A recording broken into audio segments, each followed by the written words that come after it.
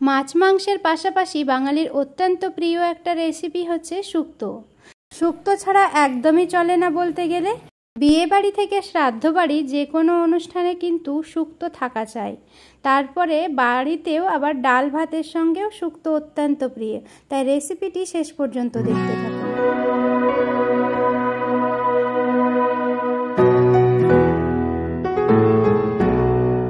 শুক্তো বানানোর জন্য এখানে আমি করলা নিয়েছি, কাঁচা কলা, পেঁপে, ডাঁটা আর বেগুন নিয়েছি।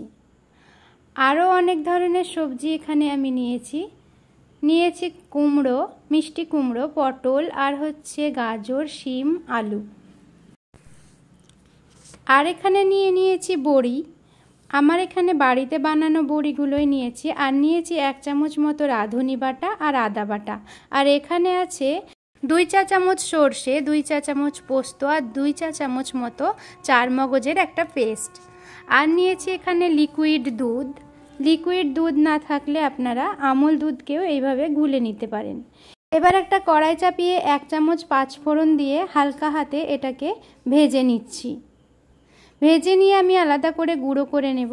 এবার কড়াইয়ে দিয়ে দিচ্ছি তেল দিয়ে প্রথমে আমি বড়িগুলো ভেজে নেব। লাল লাল করে বড়িগুলো আমি ভেজে তুলে নেব।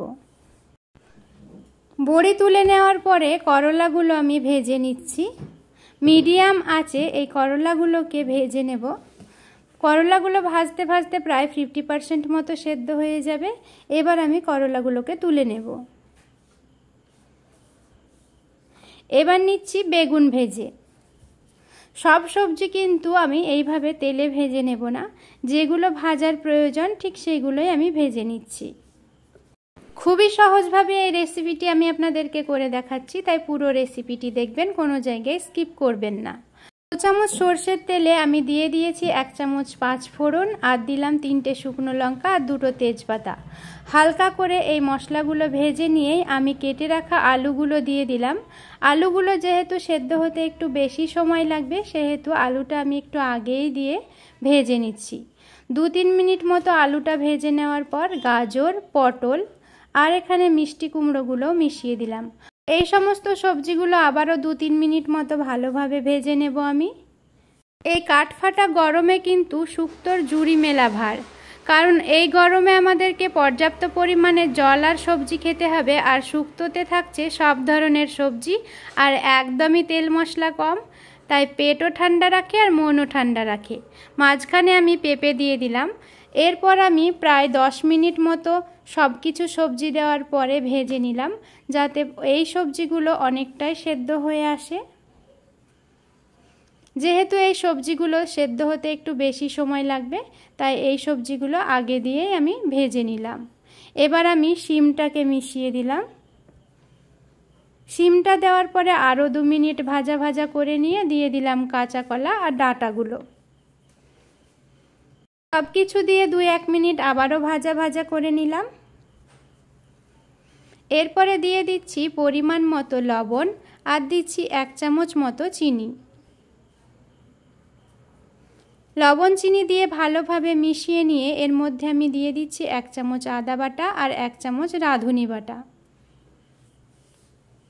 এবার ভালোভাবে এটাকে ভেজে কষিয়ে নিতে হবে, যাতে আদার কাঁচা গন্ধটা চলে যায় আর সবজি থেকে খুব সুন্দর একটা স্মেল আসে। এবার যে পেস্ট বানিয়ে রেখেছিলাম চারমগজ, পোস্ত আর সর্ষে, সেই পেস্টটাও আমি এখানে মিশিয়ে দিলাম। পেস্টটা দেওয়ার পরে 2-4 মিনিট মতো ভালোভাবে কষিয়ে নিচ্ছি। কষানো হয়ে গেলে কালারটা কিন্তু চেঞ্জ হয়ে আসবে, আপনারা নিজেরাই বুঝতে পারবেন। এইরকমভাবে মিডিয়াম আঁচে 5-7 মিনিট মতো ভালোভাবে কষিয়ে নিয়ে মিক্সির বাটিটা ধুয়ে জল দিয়ে দিলাম আর দিয়ে দিলাম লিকুইড যে দুধটা রেখেছিলাম সেই দুধটা। সবজিগুলো সেদ্ধ হতে ঠিক যেরকম পরিমাণ জল লাগবে ঠিক সেই রকম পরিমাণ জল দিয়ে আমি এটাকে বসিয়ে দেব ঢাকা দিয়ে। 5 মিনিট পর ঢাকনা খুলে একবার ভালোভাবে নাড়িয়ে দিলাম। নাড়িয়ে দেওয়ার পরে আবারও ঢাকনা দিয়ে আমি ঢেকে দিয়েছি। আবারও ঢাকনা খুলে 5-7 মিনিট পরে ভালোভাবে আমি নাড়িয়ে দিয়ে তার মধ্যে দিয়ে দিলাম ভেজে রাখা বেগুন, করলা আর বড়িগুলো। কড়াইয়ের সবজিগুলো 70% মতো সেদ্ধ হওয়ার পরে আমি বাকি সবজিগুলো ভালোভাবে মিশিয়ে দিলাম। এবার মিশিয়ে দিলাম যে 1 চা চামচ 5 ফোড়ন ভেজে গুঁড়ো করে রেখেছিলাম সেই গুঁড়ো করা মশলাটা। এই মশলাটাতে কিন্তু অনেকটা ফ্লেভার আর স্বাদটাও অনেক গুণ বাড়িয়ে দেবে, তাই এই মশলাটা কিন্তু লাগবেই। সব সবজিগুলো আমার প্রায় সেদ্ধ হয়ে এসেছে, রান্নাও কিন্তু প্রায় কমপ্লিটের দিকে। এখন লাস্ট ফিনিশিং দিচ্ছি 1 চা চামচ ঘি দিয়ে, সেটাও দিয়ে দিলাম। এবার ভালোভাবে আমি নাড়িয়ে দেব আর চেক করে নেব সবজিগুলো সব সেদ্ধ হয়েছে কিনা। সমস্ত সবজি পারফেক্টভাবে সেদ্ধ হয়ে গেছে, রান্না আমার কমপ্লিট হয়ে গেছে। এবার গ্যাসটাকে অফ করে দিয়ে আমি ঢাকা দিয়ে এটা স্ট্যান্ডিং টাইমের জন্য রেখে দেব 10 মিনিটের জন্য। 10 মিনিট পর শুক্তো রান্না আমার পারফেক্টভাবে কমপ্লিট হয়ে গেছে। আপনারা একইভাবে ট্রাই করবেন বাড়িতে। আশা করছি আমার এই রেসিপিটি আপনাদের উপকারে আসবে। আমার এই রেসিপিগুলো ভালো লাগলে আমার চ্যানেলটিকে সাবস্ক্রাইব করে আমার চ্যানেলের সাথেই থাকবেন। একটা লাইক করে শেয়ার করে দেবেন আপনাদের ফ্রেন্ডস এবং ফ্যামিলির সাথে। আজকে এই পর্যন্তই, দেখা হবে নতুন কোনো রেসিপিতে। আপনাদের সকলকে ধন্যবাদ।